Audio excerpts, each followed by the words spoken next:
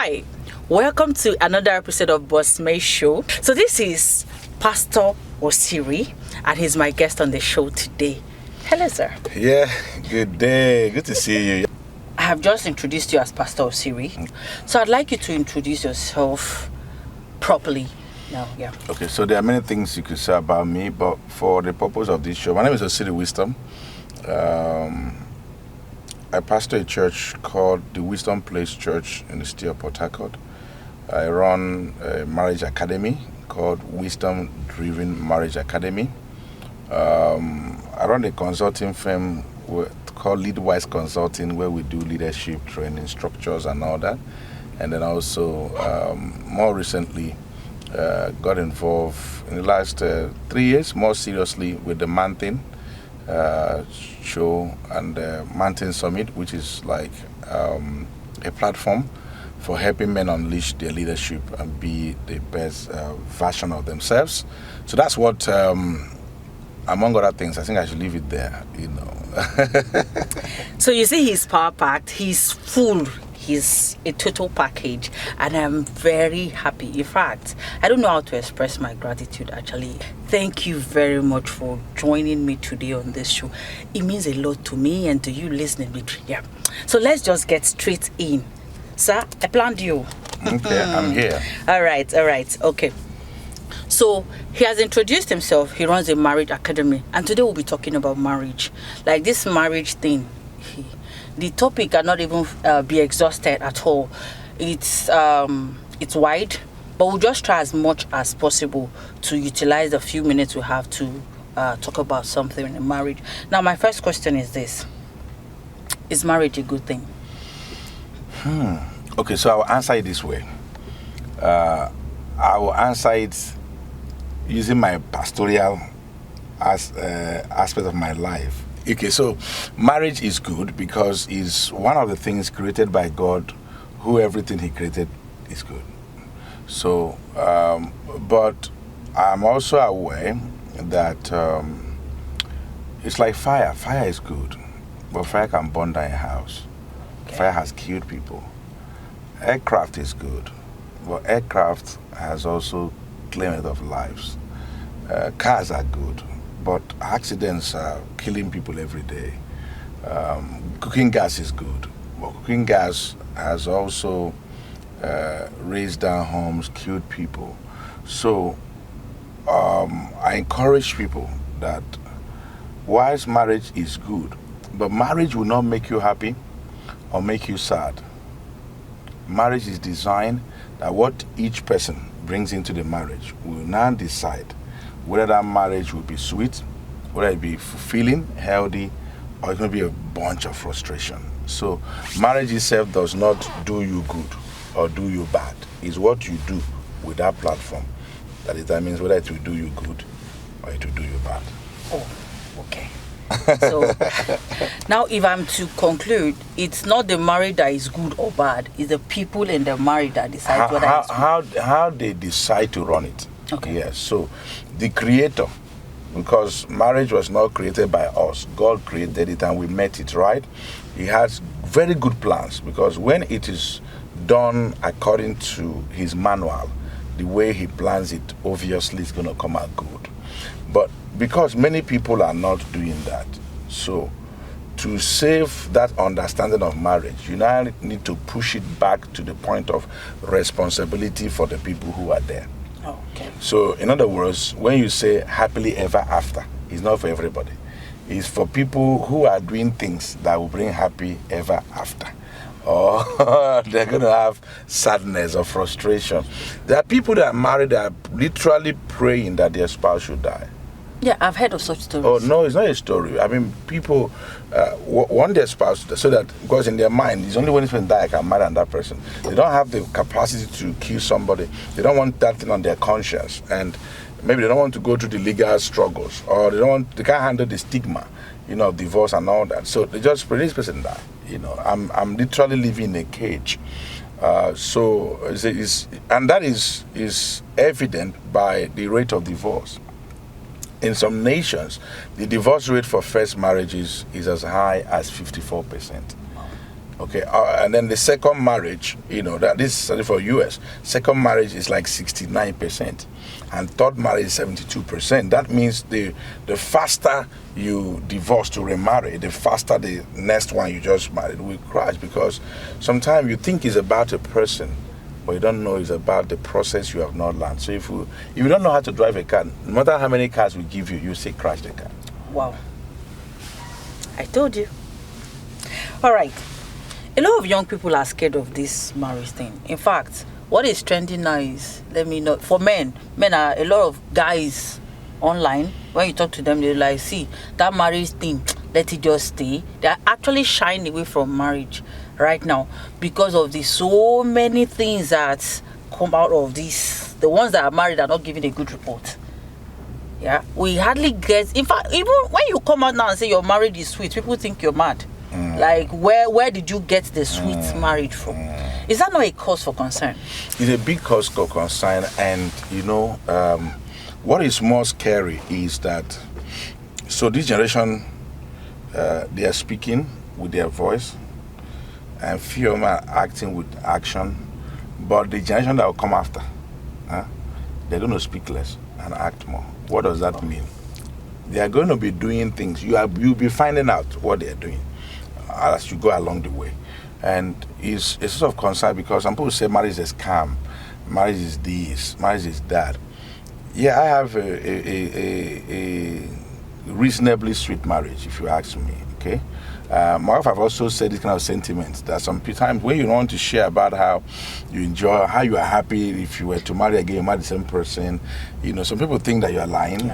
Some people think that maybe you are saying it because you are trying to support the cause you are pursuing.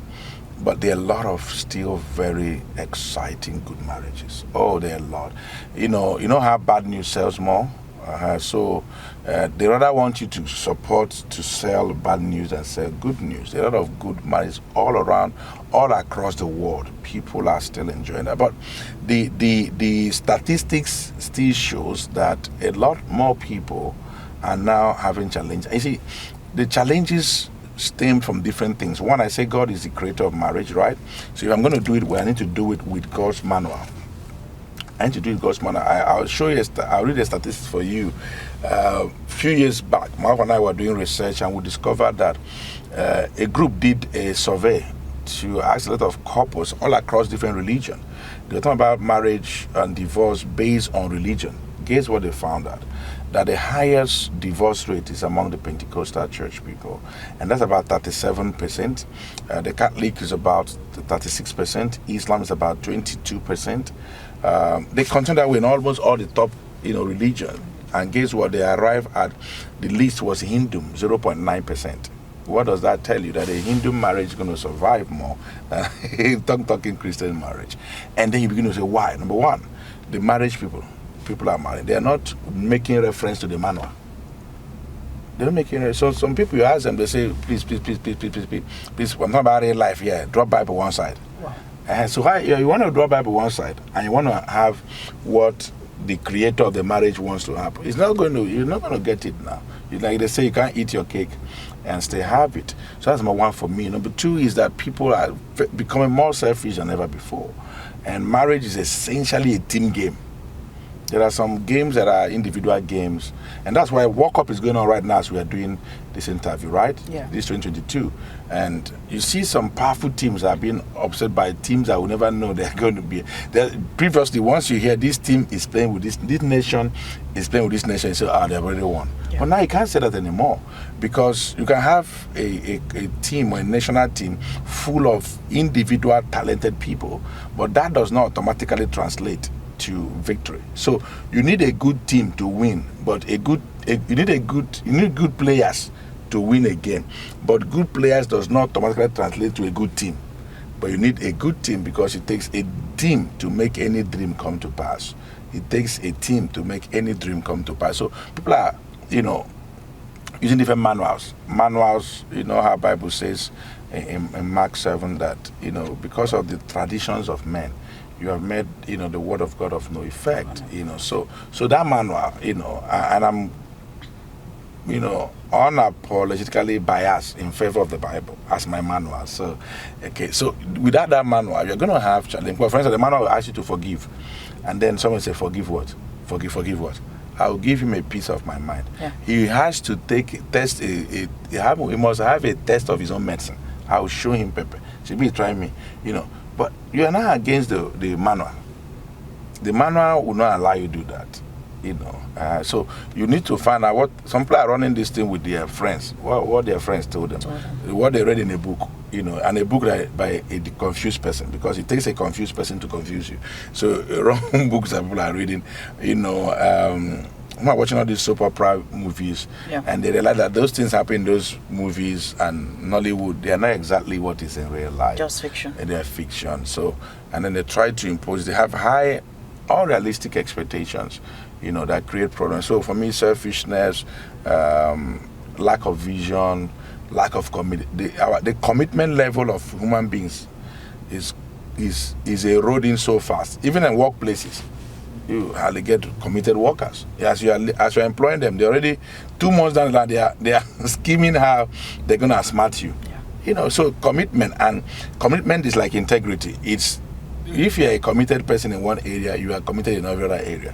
So commitment run parallel in every other area of your life. So a lot of people are losing commitment. That is why it looks like marriage is failing, because people are selfish, people are losing commitment, people don't have adherence to the manual. People are becoming there's another word I'm looking for now. They are becoming ingenious in creativity of evil. So they create, like now, a lot of married people, they subscribe to what is called open marriage. That means I'm still married to you, but I can have as many, intimate friendship with other people. Okay, so I'm not going to divorce you. We're in the same household. In fact, I had one, when I heard this for the first time, many years ago, it shocked me, but now it's like, it's now more obvious, and some people are taking that pathway of thinking. So you see a woman says, me, I don't have connection with you again. No. If you like, you can take any girl you want, but just make sure the girl is a fine girl and don't bring sickness for me here. So they literally empower you because they're tired. They say, what am I going to do? I've tried to checkmate you and I'm dying. So let me just release you. Okay, you are public property now. All right. So don't expect anything from me. We're in the same house. I've seen people live in the same house, no sexual relationship. They're in the same house, husband and wife. You say you are free, I'm free. Just don't touch me. I'm not touching you. But let's be here and act all this for these children and for the society. But that's not what I think is the best. Wow, this is eye-opening. You see this marriage talk. I was having an argument online recently. Okay. And it was about cheating spouses, because it's becoming alarming the rate at which women are doing revenge cheating. You cheat on me, so for that, in fact, it's becoming a trend. I was shocked when the lady was like, see, if you cheat on me with one person, I'm going to cheat on you with 5 as payback. And I'm asking, this particular trend, or the men, is there a way that, as in, I'm trying to, for lack of words, can this trend actually be reversed, or men have just, men say they are polygamous in nature. I'm still coming to that particular statement, though, men being polygamous in nature. We'll come to that. But this particular, are you not seeing that it seems like the men have created a new kind of women in this modern society now? It's painful, but it's to a great extent true, because you see, when you say the men created, is the key word. Created as my concern. If you're a Bible student, you read chapter 5 of Genesis 1-3. You read where Bible says, and God made Adam in his own image, created him male and female. And then in verse 3, you say, and Adam had children in his own image. So the character of a king determines the characteristics of his kingdom. So yes, to a great extent, men played a role in the type of women we are having right now. Okay, and so you start from where you treat a woman like a slave, like an object. You treat a woman like an addendum, part of the furniture you paid for, and gradually, people took it to a point the woman can't vote, the woman can't be in this office, and there was gender-based issues. in some nations tonight, a woman can't drive. It's so painful. So those things have created, call it boomeranging effect. The women are not just doing what men used to do; they are doing more. More. Yeah, they're doing far more. And I may not have the statistics, but I hear from women that they are even cheating more now than the men. And it's crazy, when we hear such things. So if you're asking, it's not going to be a reverse. Yes, it's possible, but I know it's an uphill task for us to begin to think of having that change, but it's possible. And that possibility means we all need to come back from the beginning. Come back to the beginning. We need to go back to the beginning. And if you're a Christian, you see this word R-E, say reconcile, repent, restore. For you to go forward in many things that has to do with God, you have to go back. Go back. Yeah. You have to go back and then be restored, and then reconcile, and then begin to go back. So I think that we have a lot of work, because there's one young girl. A pastor was telling me, a young girl in the church he pastors came to give testimony. And the girl was testifying. He said, my elder sister has finally left this stupid marriage, stupid man. And then she is not married, it's a young girl, though, just in second year at the university. And then she said, you know what, no man can even try that for me now. Okay? So you see, she's not married, she's already poised for fight.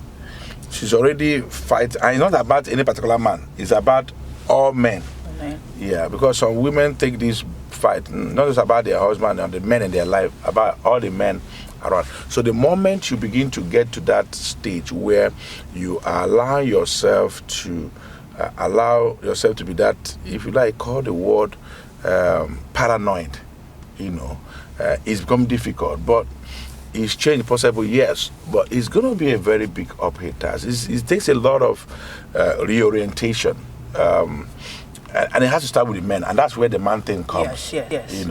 I read the statistics by a group in the U.S. It's called Save the Man Initiative. They did the statistics to talk about how men, women, children have influence on each other. So they picked salvation as example.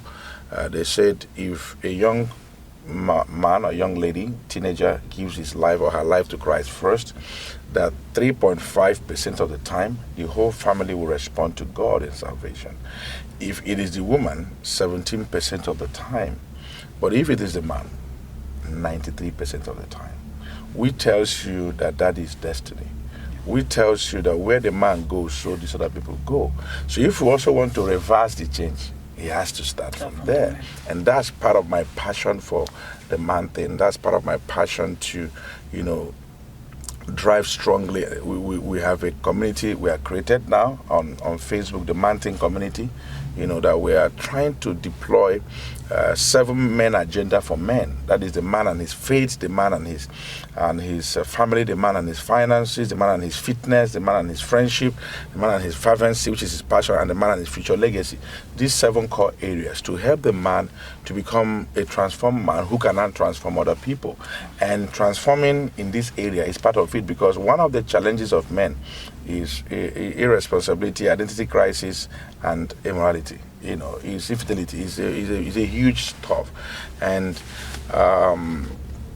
I think that when we put our hands together, we can begin to do that one man at a time. Our goal, for instance, in the Mountain Group is to reach 10 million men in 10 years.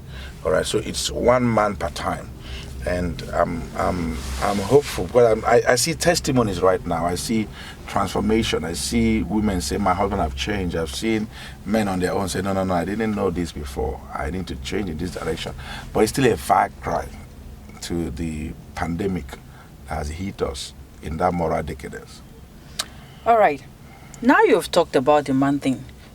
Before now, there are always seminars, talk shows, books from home. In fact, the one thing that I learned from home is your husband's house. Do this so that you can replicate in your husband's house. You will not say I did not train you well. Nobody was talking to the man. Everybody was talking to the woman. So the woman was doing a lot of things right because she has been taught. But the man he doesn't even know whether he's doing it right or wrong. No standard. Because nobody told him anything. So that's why this man thing, in fact, is timely. It's a timely intervention. Yeah, I agree with you. It's a very timely intervention. Thank you, sir. On behalf of everybody, see, this is long overdue, but thank God he's coming at the nick of time, because a lot of women are becoming terrible as a result of having to endure lots of things from the man who doesn't know any better. Because most times you see that this man would have done better if he knew. Because that's the standard the society has set for him. That's the standard he met, because nobody was actually doing any teaching. So this man thing, I've seen what you've been doing, like I am totally impressed. But sir, would officially now, I didn't tell you this before, but I think we should launch something like a very speedy campaign. Because these young boys, the men that are actually causing the commotion now are fathering these young boys that are coming up, and usually they will be worse than the fathers they have. So if we are doing something well, yes, but please, let me implore, on behalf of all of the men, I'm sure you want this, let's have an online version of the man thing. Yeah, so that's part. Thank you so much for that. That's part of what we are. First of all, let me respond to that. I believe that the father and son relationship is the most strategic relationship in life, because that is where you are producing another leader. That's when you are producing another influence maker, and where the influence will be positive or negative is there. So father and son relationship is one of the most leadership training program. It might look as unofficial, but that's, for me, that's one of the most powerful things that can ever happen to us as a people. And so that's why, in addition to the Man Thing Summit that we do, our Man Thing has like 5 different expressions. So we have the conferences, the Man Thing Conference, we have men gathered together, so we share knowledge that can help even intervene with the people that are already on the other side. Then we now have the master class, where we try to get the men into a group and then teach different areas on their health, on their finances, on leadership, family leadership in particular. How do I lead my family? And then how do I even recover myself if I've lost identity? Because some are struggling, their wives are doing better than them, and they're having security, they're having to deal with a lot of, if I'm just coming from the radio station today, and the man asks that kind of question, how my wife is doing better, my wife is making more money, so because of that, she's rubbing it on my face, I was very careful to make sure that he gets the point, because sometimes the women are not really doing that, but because his mind already is, that's what he has in his mind. So move away from there. We have the communities we are creating now online. It's called the Man Thing Community, the Man Thing Community on Facebook. So we are launching it in January. We're trying to get 2023 to get a lot of men and women more. In fact, I need more women than men really to launch it, because they are the noise makers. They are the one that know how to blow trumpet of things. You just call those and noise makers in a very positive way. They are the one that advertise these things very positive. Okay. That's what I mean by that. All right. They are the one that will shake the whole place for you. Men are kind of more reserved, more but so they will do all the ginger that is required, to be able to pull through, that. And then we also have what I call boys to men. So raising the younger boys to be able to become men. What that transition that you say that we're lacking. So it's not enough to just keep talking to the men who are already mature now. They're on their way to the grave. So how about this one that are coming up?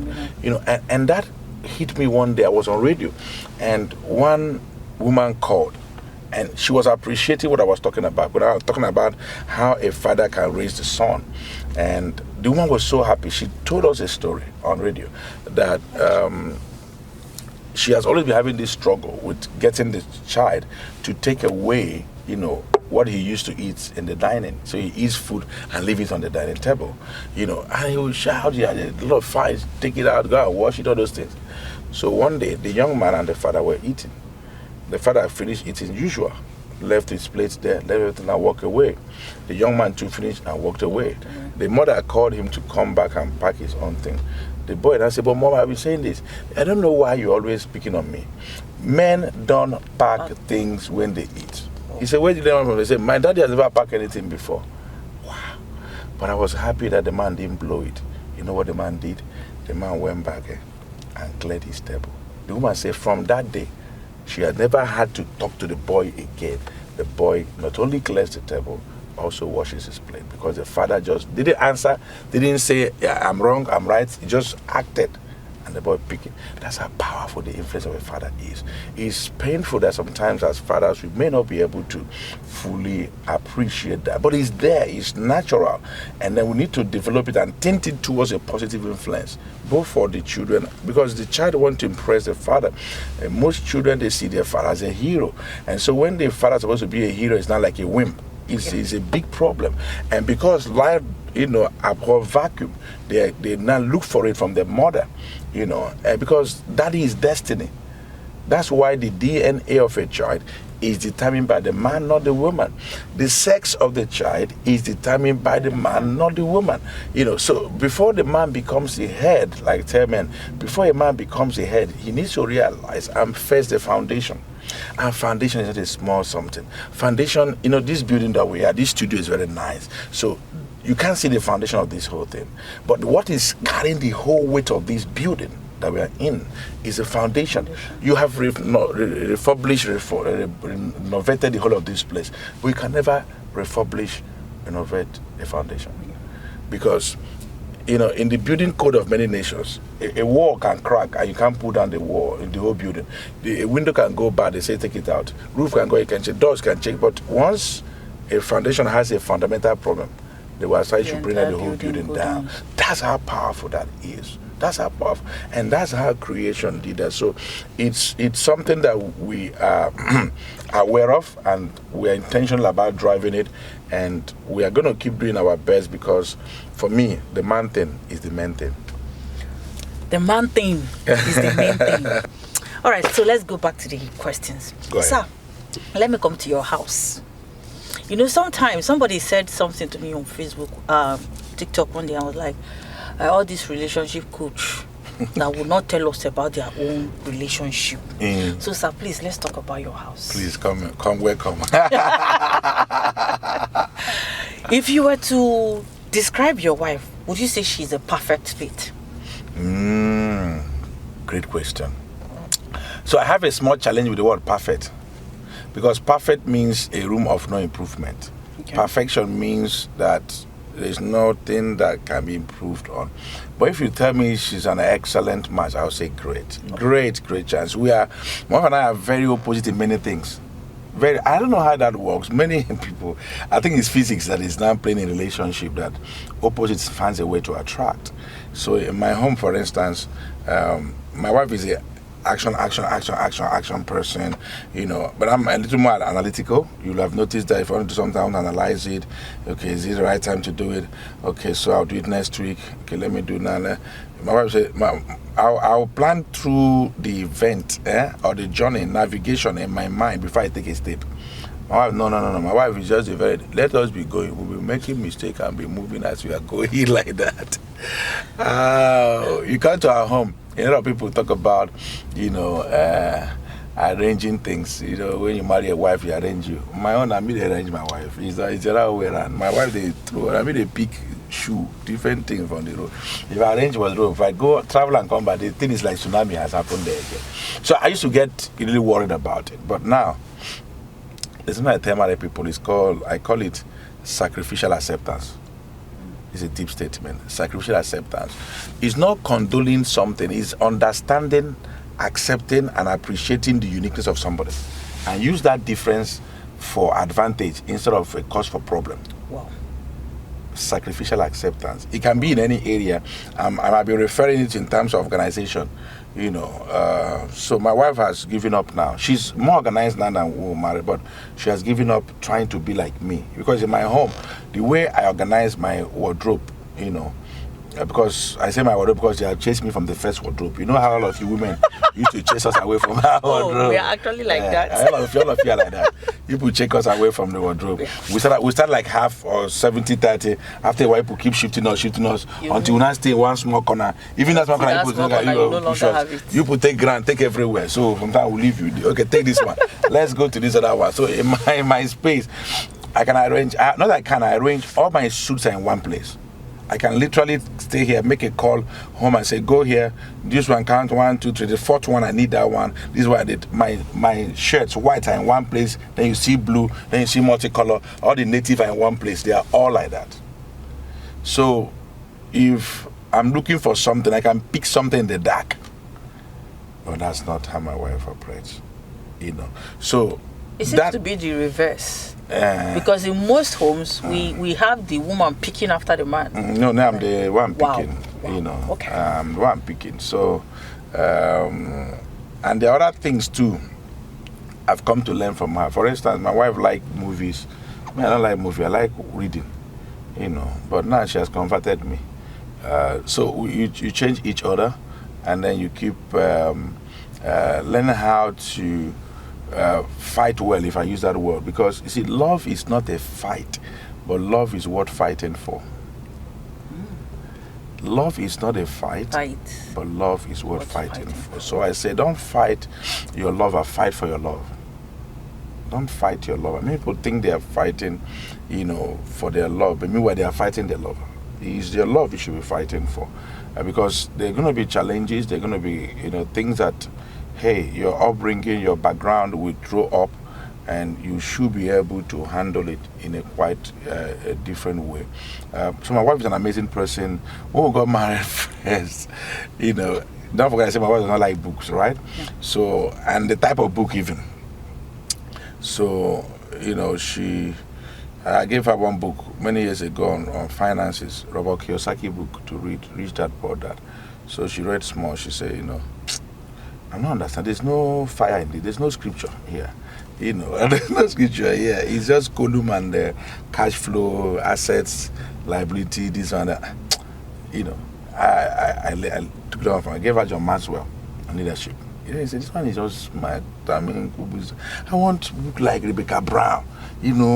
Watchman Nee. Fire. I said, my wife, where we are going, we require all this package. Again, I got to understand that's her background. Yeah. She grew up from a deliverance church, and then that's it. So me that grew from this side, we have to combine.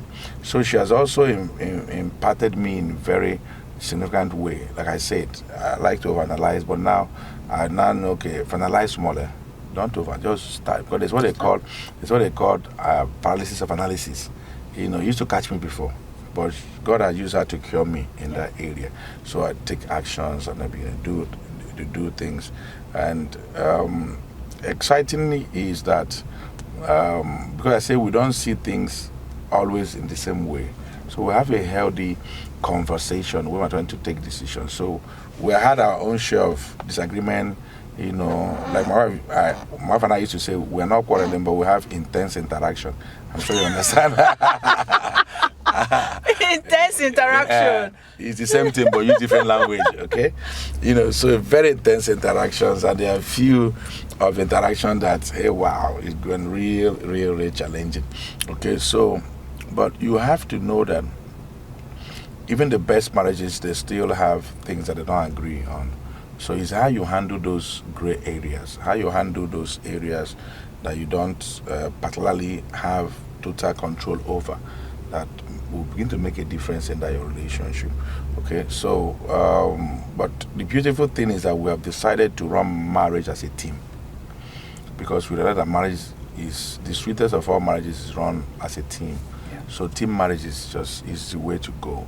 So you have to begin to think, there are a few things there. One, you have to think like, a team member. You have team thinking. Two, you have to value the person, value the person's contribution to the team, appreciate the person, support the person, protect the person. You know how we watch all these war films or war movies. It's people back each other, they're trying to enter this room, so each person back each other, they put their gun. So you have to back the person. Don't point gun at your spouse. I've seen people that they invited members of their family from the village, and the wife did not even know, only for the wife to come into the sitting room and say, "Hey, my people are here. Come and say that thing you were saying before. You stupid woman." And the woman is lost. I mean, I can't believe this. So you need to protect your spouse. To be able to go. You need to shield them. Nobody is without error or fault. We're not. That's why I picked on the word perfect. Okay. Even Jesus said none is perfect. No, not even one. So even for those that are not yet married, they're looking for a perfect person. You can't see a perfect person. And some people try to merge 2 or 3 individuals into one. So they see this person, she's fine, very, very fine like Mary. Okay? But she's not as industrious as Mary. So she wants to carry fine Mary with an industrious Tammy, and then a straight leg Bumi, and join into one person. You're not going to get like that, okay? So you say, this girl, she's hardworking, she's very pretty, but she's very saucy. You're going to pick some this. That is why, that is going to be your value in that relationship. How are you going to bring out the best in me? Okay. You get what I'm going to? So those, my areas of weakness or shortcomings, is not only are you complimenting, you're going to help me overcome. So if I'm perfect, you don't have anything to do. So my weakness is part of your job description, to bring out the best in me. So instead of viewing from that positive side, some people view it from the negative side. And then, anything you focus on expands. Expands, yes. You keep expanding, like they say in Nigeria contest. Anytime where you go to the toilet, you go still see something there, So that's how it is like. So one more question before I get to the very last one. Okay. Some persons think they are in terrible relationships, terrible marriages, like as far as they are concerned, they are in hell already. Now when these people come up, for instance, you run a marriage academy, would you advise that they should walk away from the marriage, or they should just stay there and find a way to fix it? Okay, so everything has grade or dimensions. There are dimensions that that requires you to fix it. There are some that seems to have gone so bad that even the courts describe them as irreconcilable differences. So at that point, they begin to divorce. The first thing I actually ask people, I think people need to know, is that before you even marry, you need to have a marriage mentor. Okay. You don't need a marriage mentor because you're having a problem. Mentorship is a process of wisdom transfer. And the best form of mentorship occurs through a relationship. Some people don't have relationship with people, they say they're the mentors. They just come ask questions and go, But relationship makes a difference, because who is a mentor? A mentor is someone that's been where you want to be, someone that have done what you want to do, someone that is willing to give you the wisdom that helped him or her and distill it for you in such a way. Some people can know something, but they don't know how to distill it to other people. Yeah. So how many how do you say, I don't know, it's grace of God though. They don't know how to teach people, or they're not willing to teach. Okay, either of them, could be the challenge.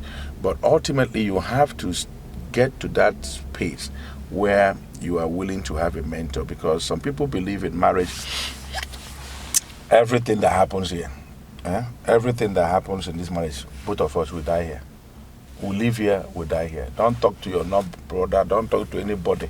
We don't want external influences, so we don't want a third party in this marriage. This is one extreme. The other extreme is some people which is negative. Any small thing, they behave like broadcasters. They will tell everybody, tell their uncle, tell their neighbor, even tell the mother who have married them before. They will tell everybody. They come to social media and say everything. It's like their marriage is almost always out there. Outside. Those two are two extremes. What you need is somewhere in the middle, like a mentor. Okay. I need a mentor, not because he's settling problem, but to show you how to do this thing. Okay, is to help you to do. So that's one way that will help people, and that's why we ask people to come for marital, training. Some people, even when they do premarital class, they're not listening. They're not listening to what you're saying. They just want to quickly just get their approval so they do their wedding. They're not listening to what you're saying. So that's why now I don't even preach long in weddings. My longest is 10, 15 minutes, I'm done, because what I'm saying, they're not listening to what I'm saying. So they are thinking of honeymoon. So let me not waste their time and my time. Let them do this and go. Next time we'll continue the journey. So it's very important for you to know the power of mentorship in determining whether this challenge is something you're going to overcome and I'm going to stay in and keep fighting for. But again, we don't want you to have marriage as though it's a fight. It's also fun. It's not that hard as sometimes we look at it. We have to also get to that point where we made up our mind. You see, I want to build a marathon marriage. Maybe next time we'll talk about marathon marriages. A marathon marriage, because a marathon, what they are testing, a marathon is endurance, is patience, not speed. Yeah. It is only in sprint that you are testing speed. In marathon, you are testing for endurance, stamina, and fortunately, marriage is on the marathon side. The last question, sir. Okay. Let me just be very direct. Is it okay for a man to show emotions? What do you mean emotions? A man is a human being. I need to show emotions very much now. But the society says it makes him weak. No, see, these are part of the stereotype that is killing men. It's a very big storm. You hear people say a man shouldn't cry. Why can't I cry? Do you know the benefit of crying? Crying has so much benefit. So much benefit that women are leveraging than the men are not leveraging. That's why men are dying faster. So you see that. And so you hear a man have challenges. They say, man up. Man up does not mean you should kill yourself. One day I went to gym. As I was lifting this gym something, I lifted. They added more kgs. I lifted. My muscles were going to burst. You can see I'm doing some work. You can see these things. I did not buy it. I work on the gym for these things. So as I was doing this thing, I was almost... It was too much. They said, "Are you married?" I said, "Yeah." He said, "Do 5 for your wife." And he said, "You have 3 children?" I said, "I have 3 children." He said, after a while, I stopped. I said, "I cannot come and kill myself." I said, "I cannot come and kill myself." And that time, my son was playing football. Our first son. In fact, today is his birthday. Oh. All right. So he broke his arm. This place literally dismembered. So we did like 3 surgeries. Cut a long story short. Now it's time for physiotherapy. So this lady was massaging my son's arm. You could literally hear the bone cracking. And the boy is screaming. You know what the girl was saying? Be a man, don't cry. Men don't cry. Jesus. And my wife was the one that was there. My wife says, please, don't try that next time. My son, cry, Jare.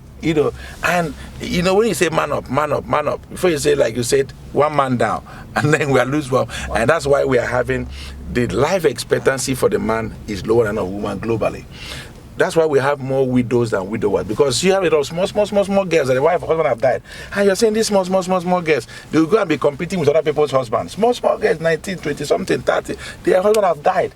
Pressure, lack of expression of emotion.